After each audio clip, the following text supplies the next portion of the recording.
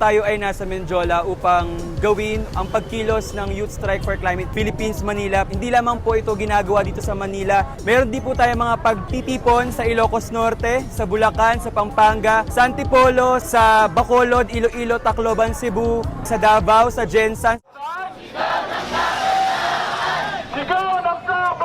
Niniwala tayo na grabe na po ang climate crisis na ating nararanasan sa panahon ngayon. Nandyan ang unti-unting pagtaas ng temperature natin at proven na rin naman po scientifically. Nandyan po yan sa iba't ibang mga research at journals na umiinit talaga ang mundo.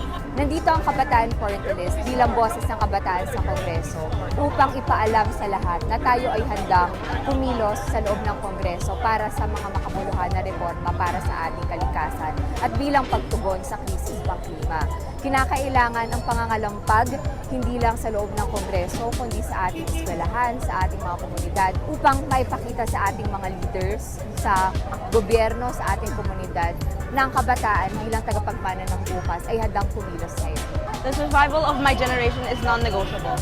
That is why I'm here today fighting for a better future, not just for me but for everybody on this planet. We have our solutions now. All it takes is for our politicians to act boldly on this climate crisis.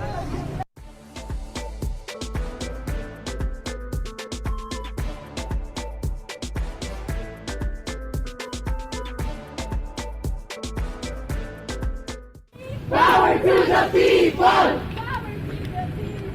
Energy democracy! Sigaw ng kabataan! Sagipin ang kalikasan! Sagipin ang kalikasan! Sigaw ng kabataan! All right. That was so powerful.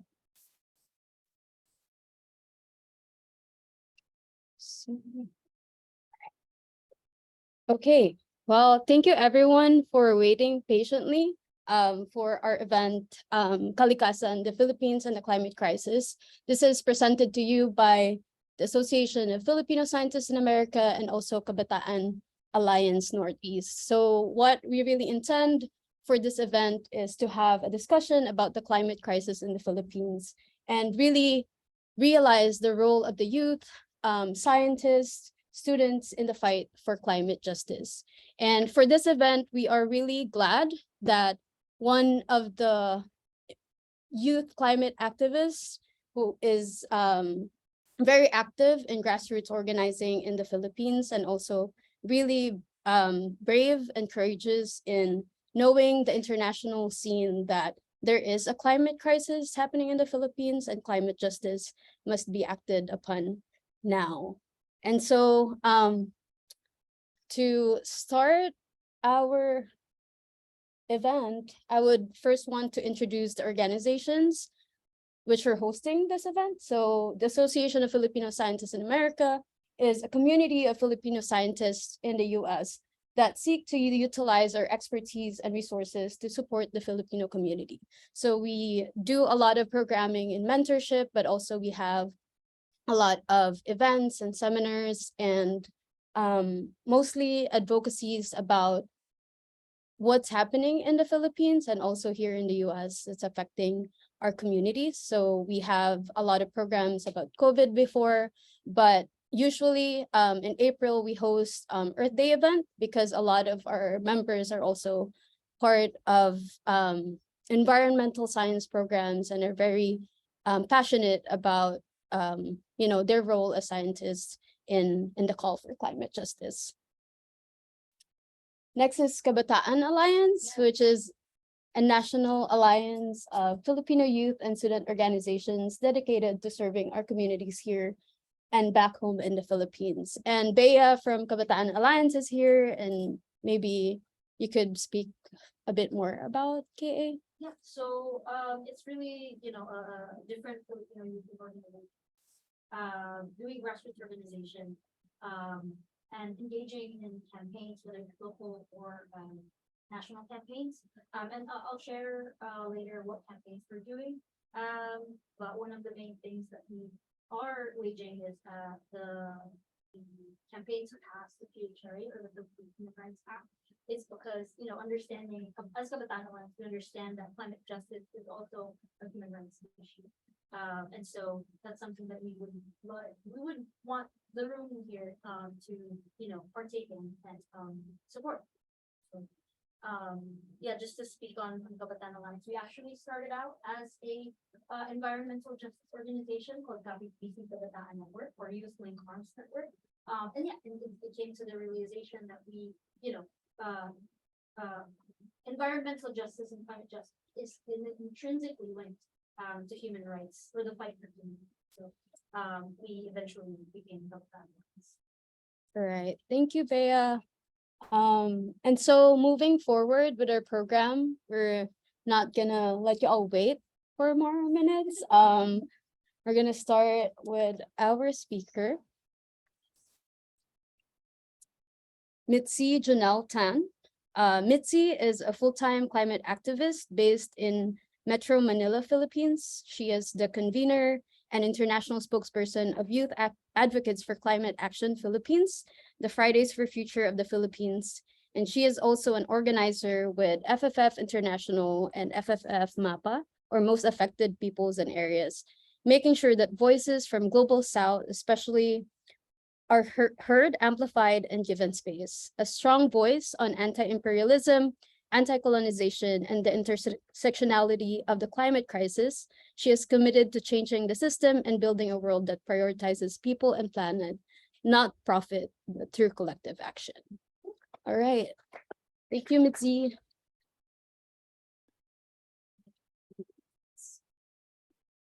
Hi, everyone. Let me just stop this share. So, wait lang. How do I escape? No. How do I go to my slides? There.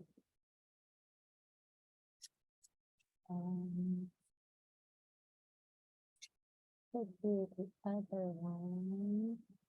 No. Where's mine? No? No, that's.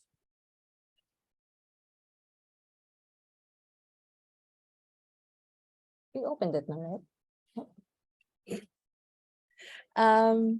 Okay, so while we're figuring that out, I will introduce myself a little bit more. I'm Mitzi Jonelle Tan. I'm a climate justice activist with Youth Advocates for Climate Action Philippines, or YACAP, which for the Filipinos out there know it means embrace. So please, there's a pun there because our tagline is embracing the call to save the earth. It's very cute. And international audiences don't get to appreciate that, but you guys do. There, thank you. And then open your notes here. Let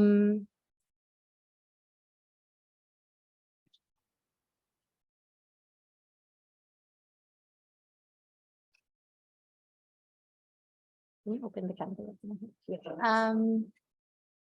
So our organization has 5 points of unity, or basically these are the 5 things that we focus on. That's urgency of climate action, climate justice, youth-led collective action, defend environmental defenders, and it's okay, I actually have paper and system change. So today my slides are actually, oh no, you're not supposed to see that. I think you're not yet screen shared. Oh, okay. I think we are we? So today we're actually gonna go a little bit further into presentation and then into the defend environmental defenders and system change part. But because a lot of you guys wanted to know more about the climate part, I will talk about that now as we're fixing the slides. So to begin with, the Philippines, as you know, or maybe you don't know, the Philippines is an agricultural country made up of different island groups.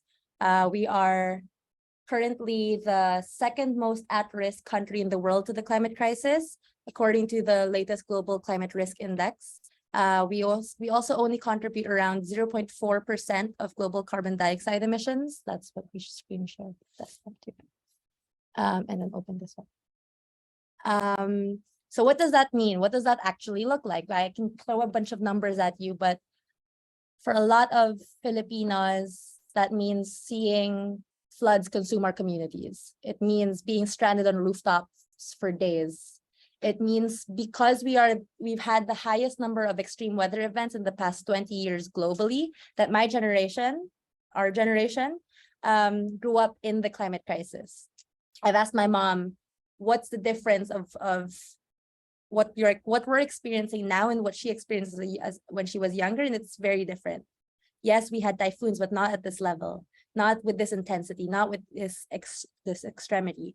We have to also be very careful in how we explain climate change, where it's not, climate change is something that happens naturally with the planet. But what's happening now is the global average temperature is rising at a much faster rate because of human activity. So we've seen the latest UN climate report, which got released last month, their latest version, or the IPCC, or Intergovernmental Panel on Climate Change report, and they were very clear on what needs to be done. So there's a lot of information there.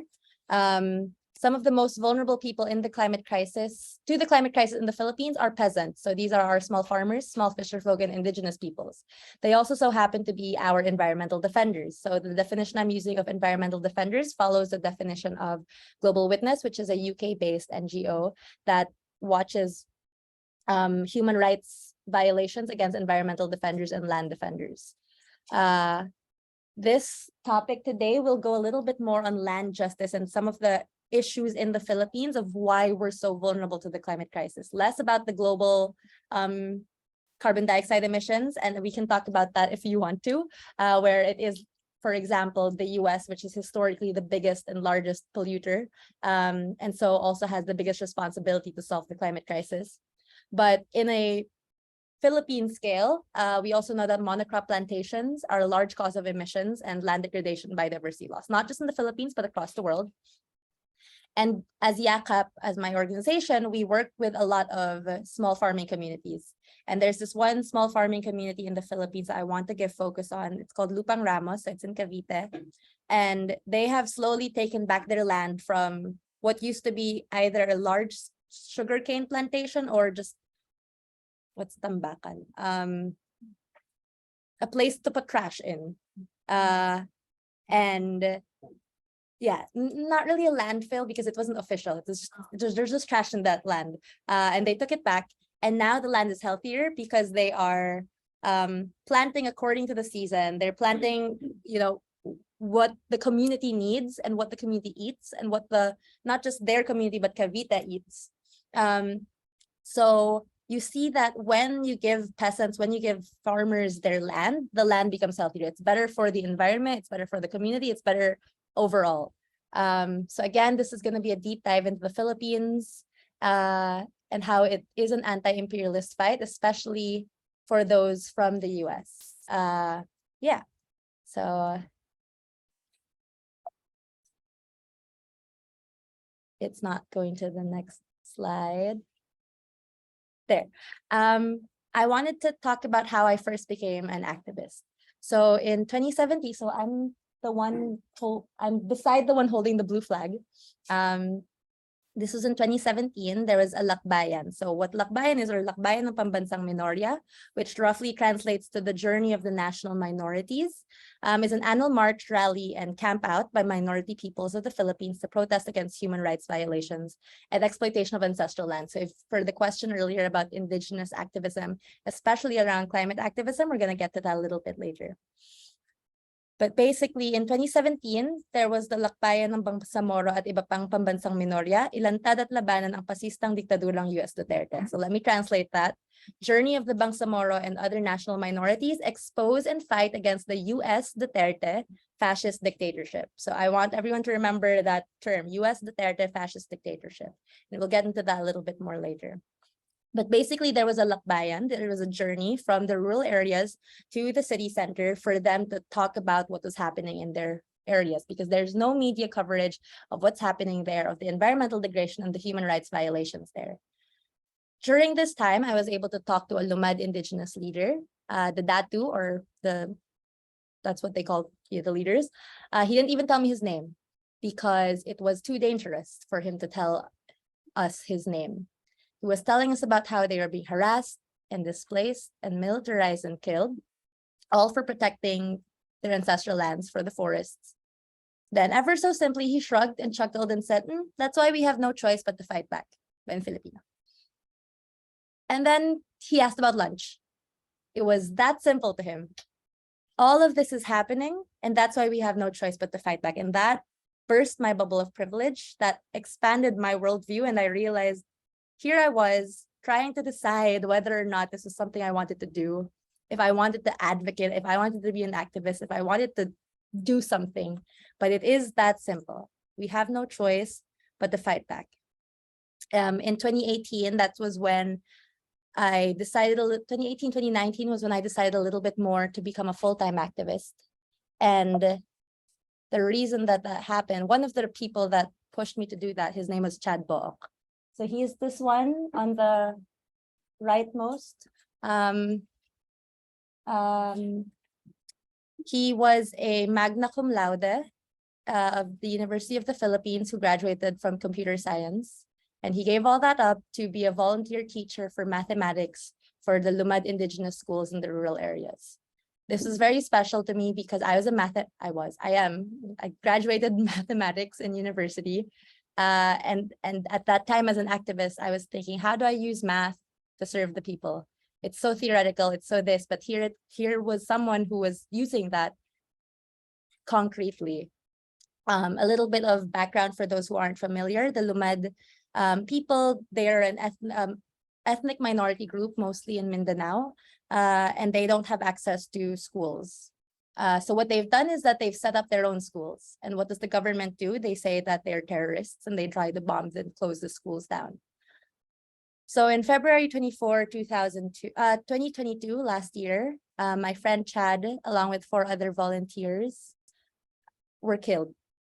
They're collectively termed as the New Bataan 5, which is where it was.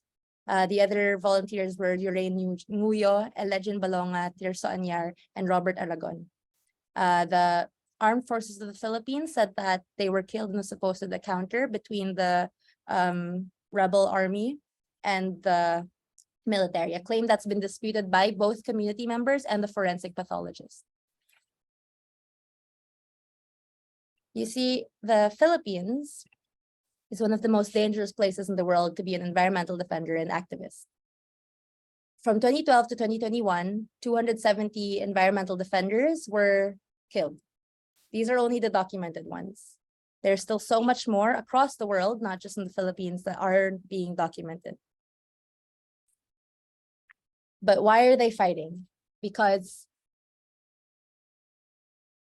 they're trying to protect the environment. They're trying to protect land. A lot of them is going up against large-scale mining operations and fighting for land. Another concrete example is in 2016, we have the Kidapawan massacre. There we had 3,000 farmers protest and block a highway to call for government assistance after drought caused by El Nino hit the farms.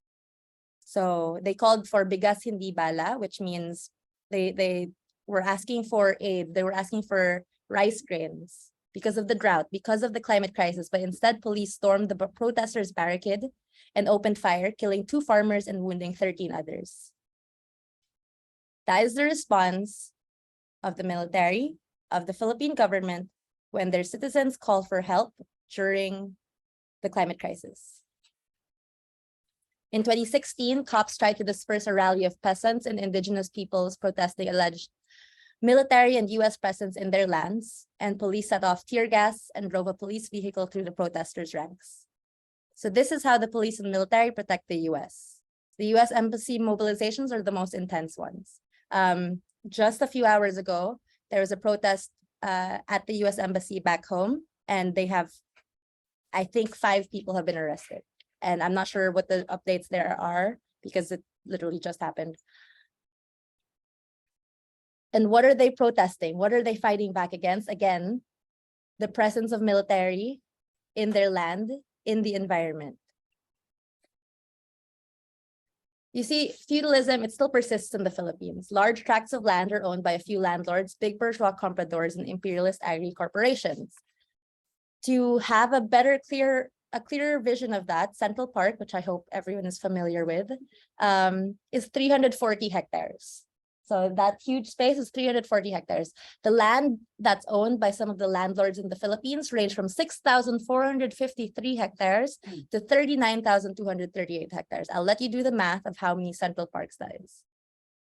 That is what farming looks like in the Philippines.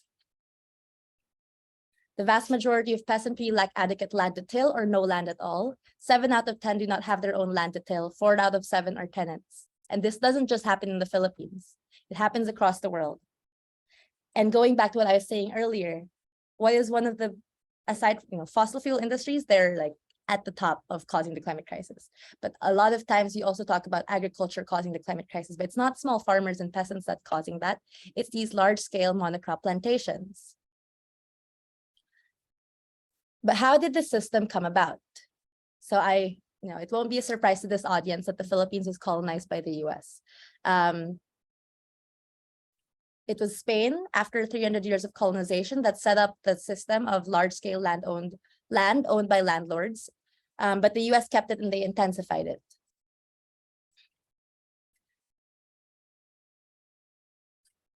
Thousands of peasants were massacred during that US-Philippine War.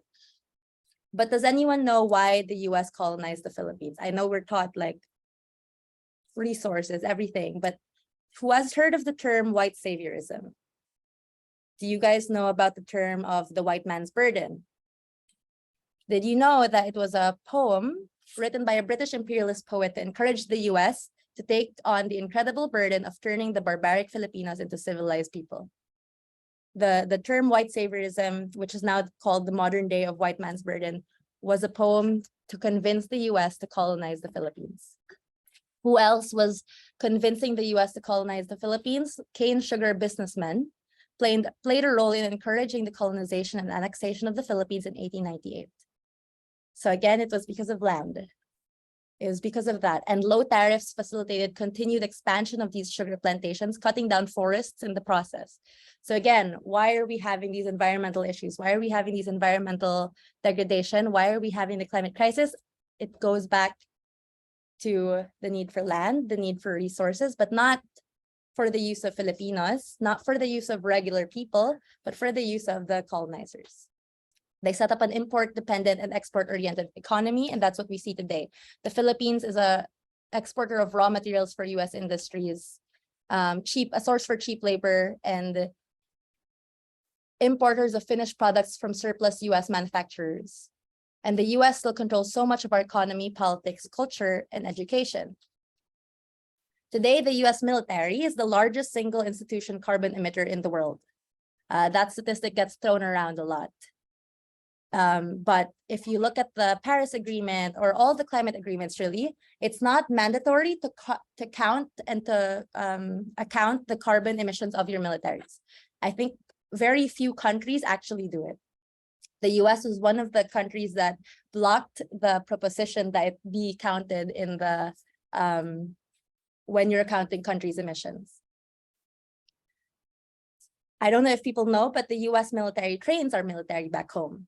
There's an annual Balikatan exercise, which means shoulder to shoulder, and it's designed to maintain and develop the security relationship between the two countries' armed forces, but also to enhance training to conduct counterterrorism and operations.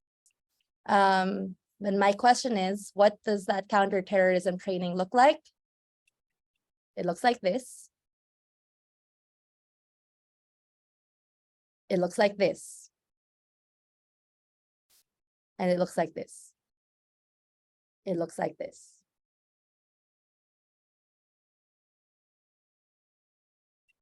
Drones, jet fighters, military aircrafts, gunfires, indiscriminate bombings and shellings just this last month in Kalinga and in Cordillera and in different rural areas, affecting schools, communities, and farms. And I can talk about the impacts of that on biodiversity and nature, which includes the people there. But that is why we have no choice but to fight back. That is what the Lumad indigenous leader told me when I first became a climate activist. That is what I'm telling you guys now. This is what's happening, not just in our country, but across the world. More and more environmental defenders and activists are being criminalized and killed. And what is causing the climate crisis? It's the fossil fuel industries, the large emissions, but what is causing those large emissions is the profit-oriented system that wants to keep growing. It thinks that growth is this idea, this fantasy of everlasting growth to keep producing for profit. But what is the only thing in nature that continues to grow and never stops? Cancer cells. It's not supposed to be like that. This system that's taking and taking and taking from nature and people both in the global north and especially in the global south through fossil fuel industries, multinational companies, and all of it. So how do we fix it? We need to change the system. We need to take the power of those who are emitting, those who are polluting, and where do they get their power? From land. It all goes back to that. Yes, we have fossil fuel industries now destroying the environment and the climate crisis, but let's say we're finally able to phase out fossil fuels. We cannot keep producing energy the same way with renewable energy, because where do we get the minerals for the renewable energy? From our land, from the land of people in the global south. And if you keep taking, the planet has physical boundaries and limits. And who suffers? It's not the people who are taking, it's the people that are being taken from. So it's time for us to reclaim that power and join the movement. I end with this quote, which is by Lilia Watson, who is a Murray Indigenous Australian visual artist, activist, and academic. If you have come here to help me, you are wasting your time. But if you have come because your liberation is bound up with mine, then let us work together. Thank you.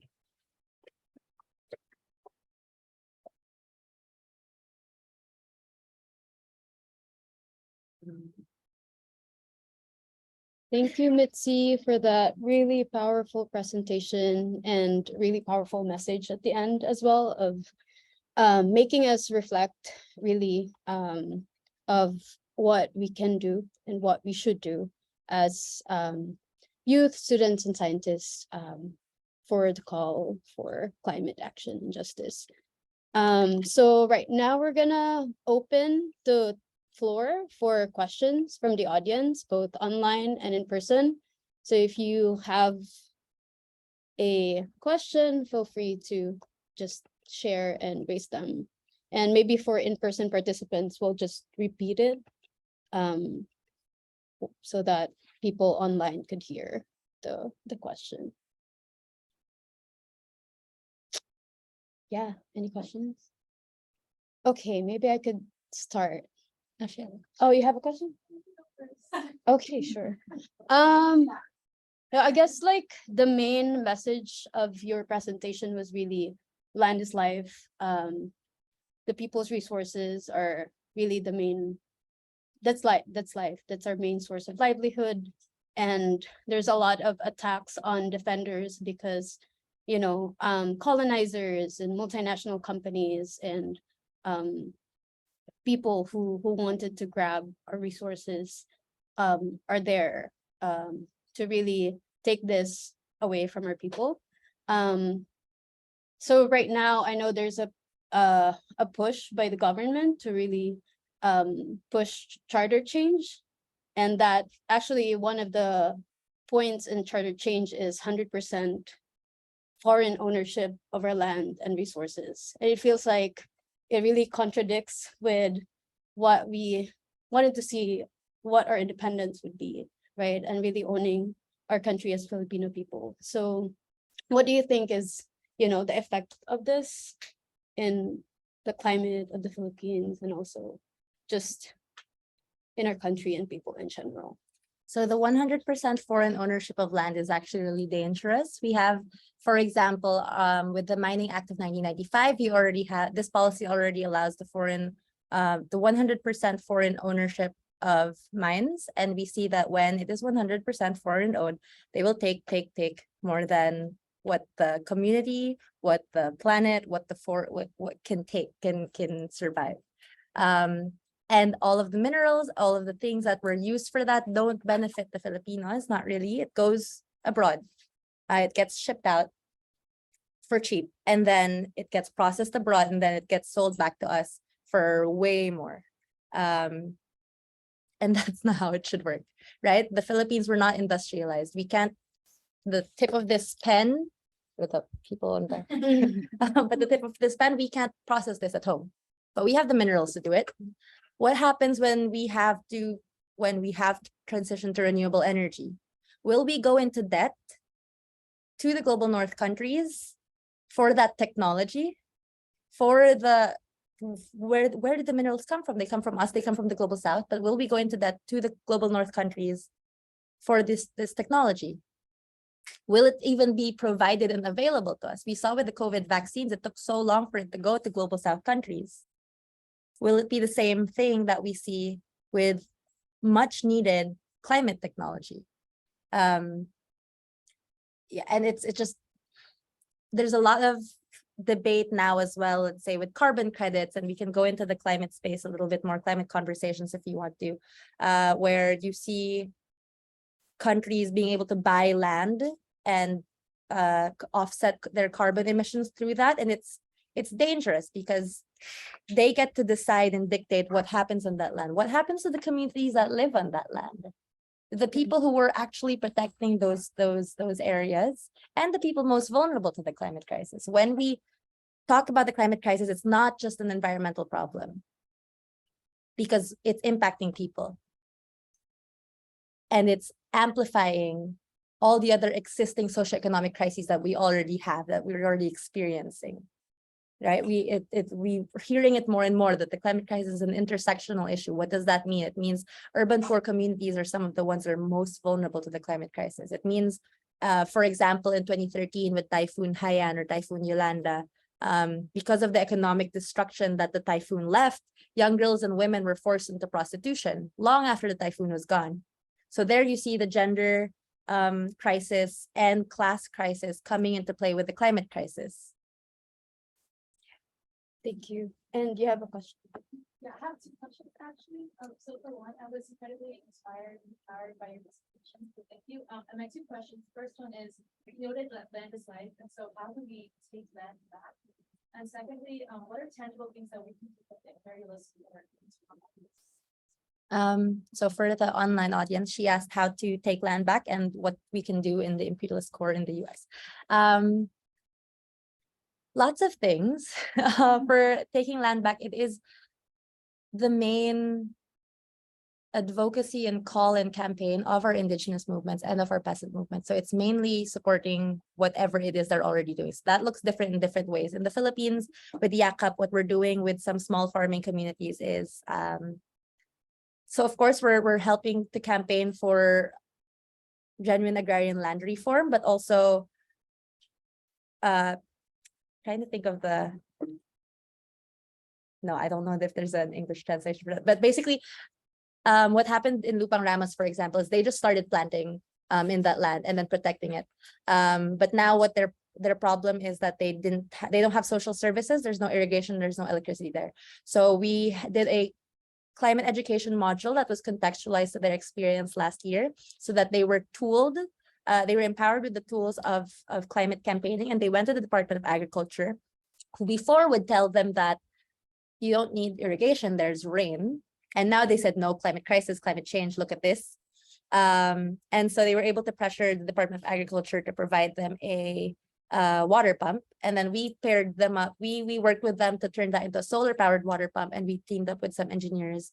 So those are some things that can be done. Also, just honestly, like working with them, learning from them, supporting their campaigns, sharing their stuff. That's some of the things that they ask me to do whenever I'm in my international trips as well. International solidarity is really crucial. We've seen that in several movements. We saw that during the time of Marcos Sr., there were protests erupting here in the US, and that helped push what was happening at home. So what you can do here in the imperialist core is organizing with fellow Filipinos, but also other social movements here. This one is, I wonder who's in the call. Wait, let me check them. This one is, I'm worried that I don't see a large US climate movement. I hope there's no one in here in the US, because it's the biggest polluter and it's blocking, like the US in climate negotiations, they're the ones blocking the mention of gas and fossil fuels. We saw Biden saying that he's a climate president, but allowing the Willow Project. You now have something called the IRA, Inflation Reduction Act, which I'm hearing has good things, but I'm not sure about it. But where is the push from the climate movement? We have a lot of young people and people in general talking about climate in really good ways, but we need a people's movement to be able to push for things. So that's something that really needs to get back on track. Yeah. Thank you. There's a question in the chat, and I think you have already shared a bit about it. There's a question about how are women and girls differently affected by this criminalization of environmental defenders and militarization of land? So yeah.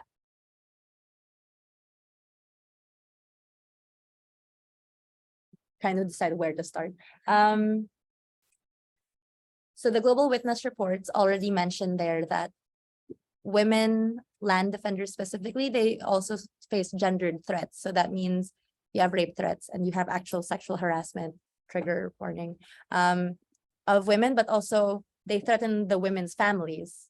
And they use that to make them stop becoming climate active, not just climate active, but environmental defenders and land defenders.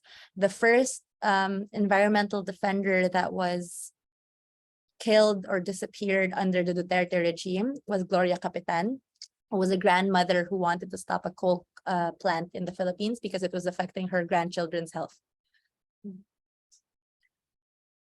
And often when it's women land defenders, they attack the families because women are the ones who are protecting, or they're the ones at home.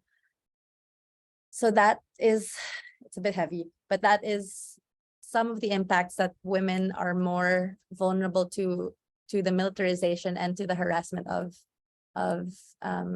environmental defenders. All right, thank you. I guess we're gonna move on to the next one.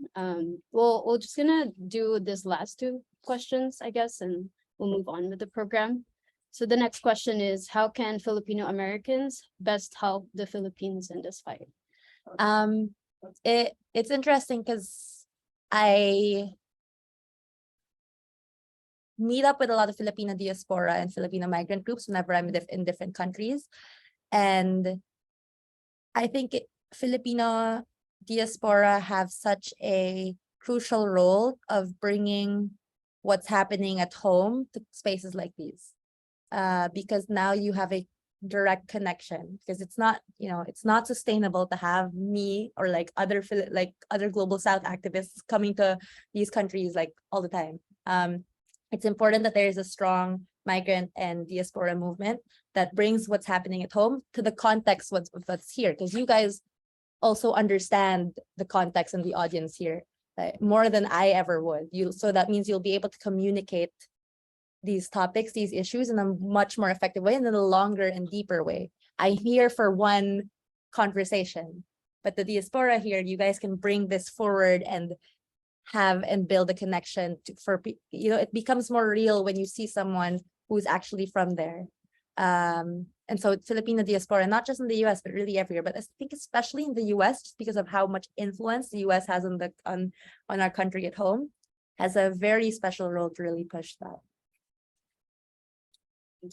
And the last question would be, how should we bring up the high necessary topic of US imperialism to our organizing or education spaces, including those of climate movements here in the US or global north? Very interesting question, because I do actually, so I'm part of the Fridays for Future International Network, so I do a lot of conversations with the Global North Fridays for Future groups about colonialism, imperialism, also, the impacts of making our climate justice work actually talk about social justice and justice.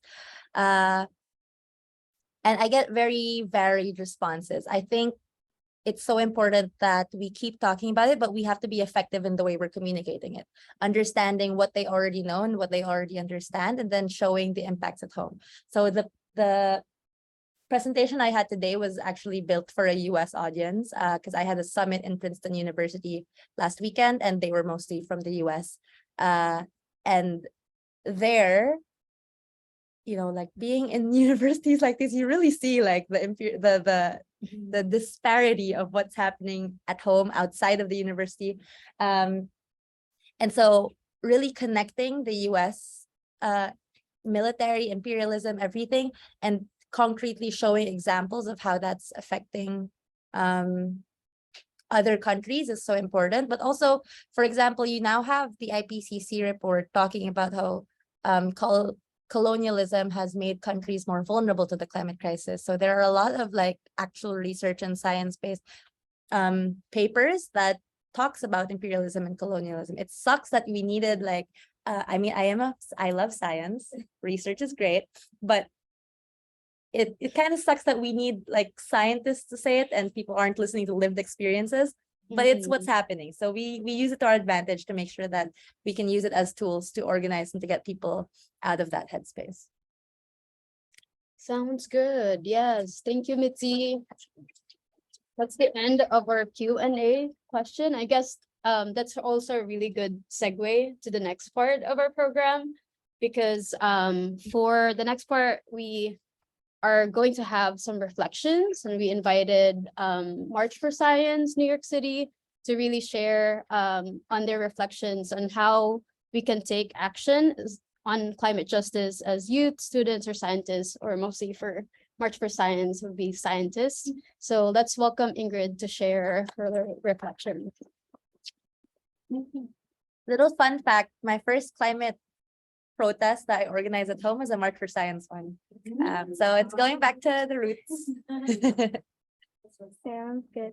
Thank you, everyone. Thank you, Mitzi, for being here. Yeah, I had the privilege of sharing like virtual stage with you a couple of years ago, and it's really great to have you here and just to continue talking about this, which I think I tried to, as you're speaking, do my best to sum up kind of like 3 key things that I think we as scientists could really do, because I think what you get to is really the heart of it. Like in my career, as I'm a chemical engineer by training, and I think what I've learned over the years is just really how privileged like my standpoint is, in the sense where it does provide credibility of like, as someone who directly has like, my industry was like based on the fact of like industrialization and creating the fossil fuel industry here in the United States. And that has led to disparate incomes when it comes to environmental justice, as we've seen and heard about today. And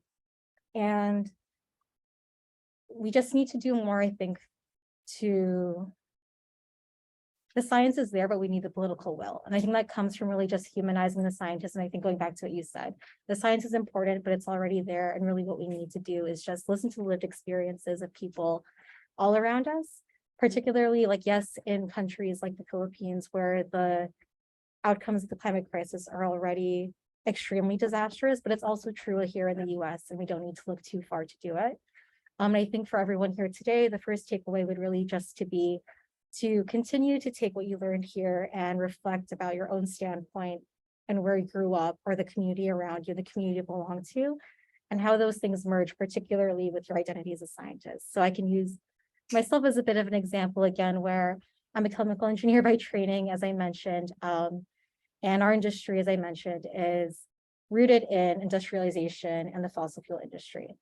And that continues to be the most profitable way that you can build a career in our field. It is starting to change as more folks are realizing the importance of sustainability and sustainable tech, which is where I was fortunate enough to have research opportunities as a grad student myself. But I think it's important to be mindful as well, to be critical as scientists about the way that we approach this work too. Mitzi had mentioned the way that we approach just the use of resources and over extraction, right? So something that I didn't know as a grad student at all, working in battery technology, was where lithium came from. I really just didn't think about it. I would get lithium, like in the lab to do my little experiments and do my tests, and I'd be very happy with improved performance or whatever I wanted to see that day. And it wasn't until more conversations were had about lithium mining and the fact that, for those of you who might not know, and I'm no expert in this, but lithium is typically mined from like deep under the water, typically in Chile.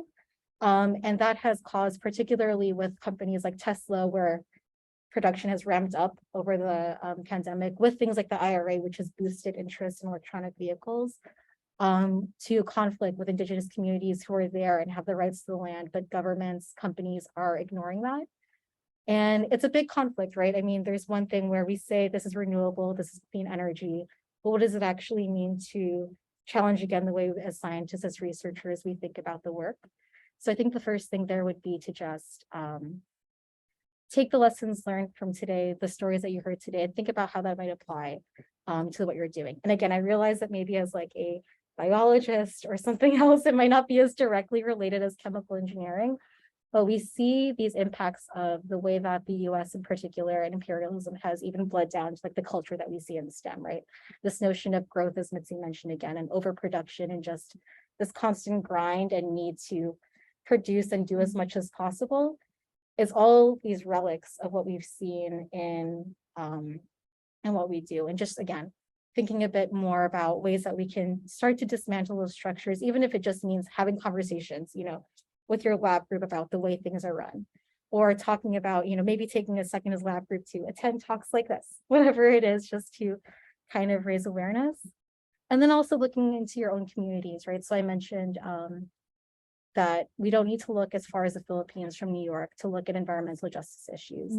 Here in the city, we've seen, so I grew up in New Jersey, not too far from here. And I didn't realize at the time, but Hurricane Sandy was really the first kind of like climate disaster that I lived through, where the flooding was enormous. The L train is still not working here in the city today.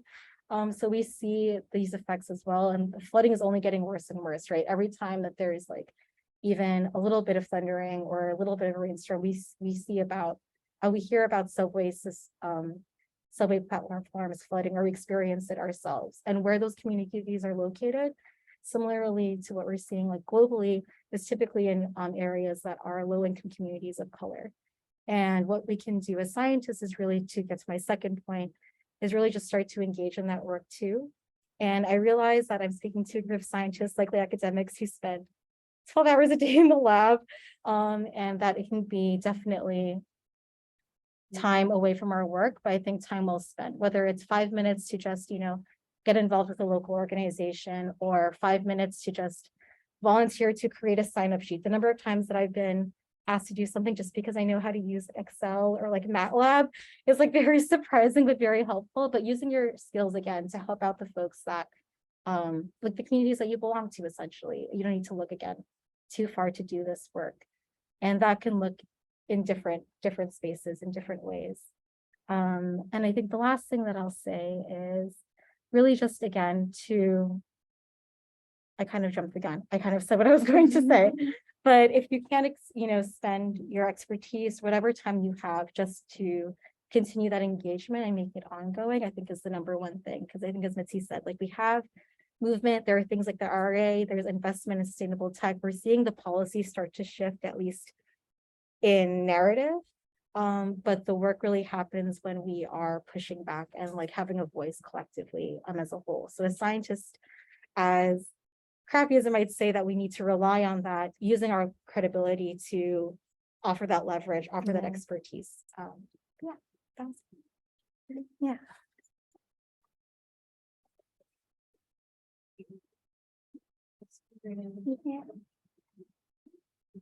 Sorry.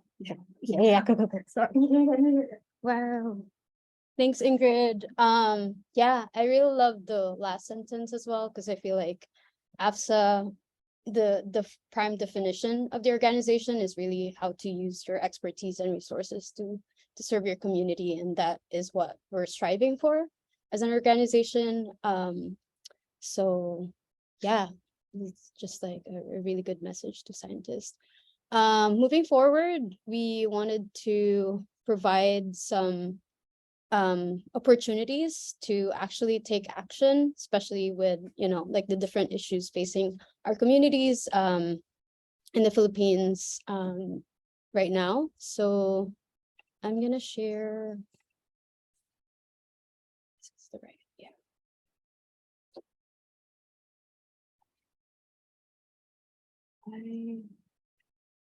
Okay, figuring out some sharing someone down.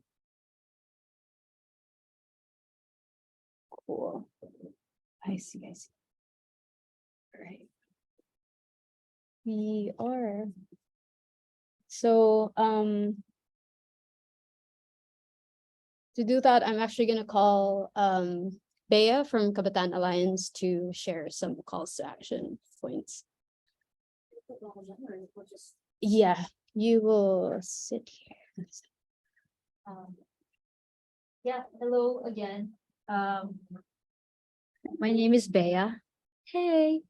My pronouns are they, them. I'm the regional coordinator of Kabataan Alliance, National Alliance of Filipino Youth and Students fighting for the rights and welfare of Filipinos back home in the US and also across the diaspora. Sorry to put you on spot, Krisa, but Krisa is part of Filipinos of Hunter, which is a member organization of Kabataan Alliance here in the Northeast. And so I'm just glad that you were able to come and, represent the Northeast. But I just wanted to share different calls to action that Kabataan Alliance is waging, as well as AFSA is a part of. Specifically for this one is the Defend Lumad Struggles. It is a campaign that was originally the Save Our Schools campaign that was adapted from the Save Our Schools network back home in the Philippines, which is a campaign we're waging alongside Anakbayan USA to raise awareness of the Lumad situation in Mindanao, which Mitzi was mentioning earlier, and the collective identity of different indigenous groups down south. And they are the ones that have one of the few indigenous groups that are the most affected by land grabbing and displacement and dispossession of their ancestral lands. And so this campaign that we're waging is just to get different organizations, whether or not you're part of Kabataan Alliance, to join the calls to defend Lumad struggles, whether it's to host your own panels like this to raise awareness, or even host fundraisers to materially support the Lumad communities back home who are trying to sustain themselves, whether it's through their evacuation schools or bakwit schools. I had the pleasure to visit, the indigenous Lumad students that were in UP Diliman back in 2019 when I went home, and really got to hear some of the stories that they shared. And these are just some of our initiatives that we're doing here in the US. The Save Lumad Schools Kwentuhan, which is a virtual webinar or virtual sharing of the different Lumad students across the Philippines to share their stories in lieu of our immersion trips that we usually hold annually, where we send delegates back home to immerse with different communities in the Philippines. And these are just some examples of how our member organizations have showed solidarity. And the center is the Filipinos of Hunter, amplifying the call for justice for the new Bataan 5, as well as Rensselaer Polytechnic Institute up in Troy, New York. After their general body meeting, they posted this group photo with their general body to also amplify the calls. And just like a personal anecdote, I actually just got a tattoo over the weekend in dedication to the new Bataan 5 that were slain. It was actually the picture of the flower. Yeah, and I think it's just something that even though we Kabataan Alliance, people in Kabataan Alliance, particularly me, haven't really met Drain or Chad Book, a lot of their work has impacted our work here as Kabataan Alliance. And so, it's just to kind of like speak on what Mitzi was saying, that what you can do here is material and can be felt back home. And so, this is just a campaign that we want organizations to engage with and be a part of. Another one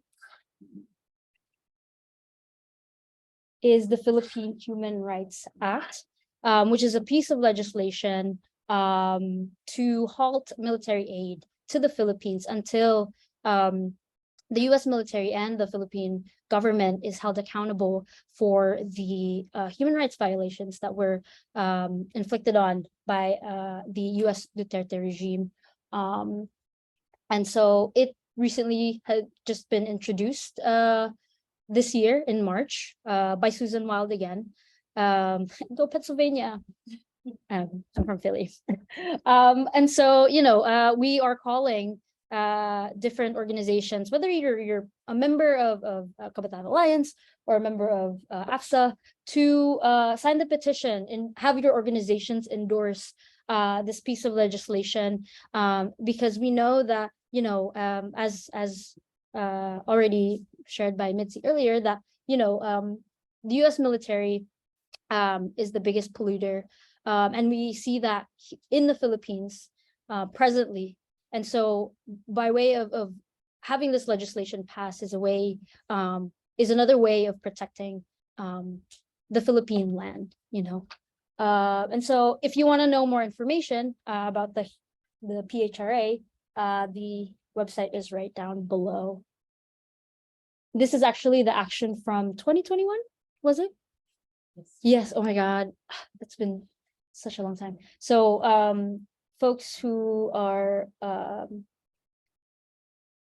Malaya, Katarungan, Kabataan Alliance, and iChirp, splayed out 3,000 different chinelas, white chinelas across the Mall of America in front of the Capitol to signify the 3,000 victims of Duterte's drug war. And it was very impactful. It caught a lot of the international media.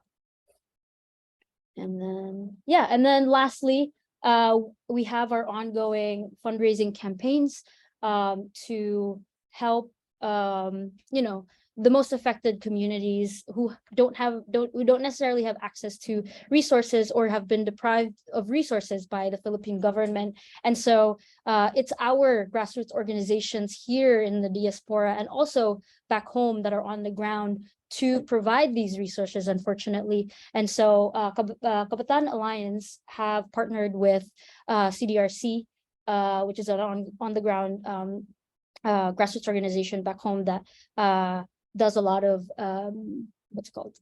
rehabilitation, relief and rehabilitation efforts back home, especially those that especially to communities that have been affected by natural disasters, and as well as YACAP and their initiative to keep our oceans oil free. I don't know if you want to speak more about that too. So there's an oil spill in the Philippines that happened last February 28th. It's still not being cleaned up, or the way the Coast Guard is cleaning it up, bless them, they are scooping it out with buckets. So that's not the way you're supposed to clean oil spills.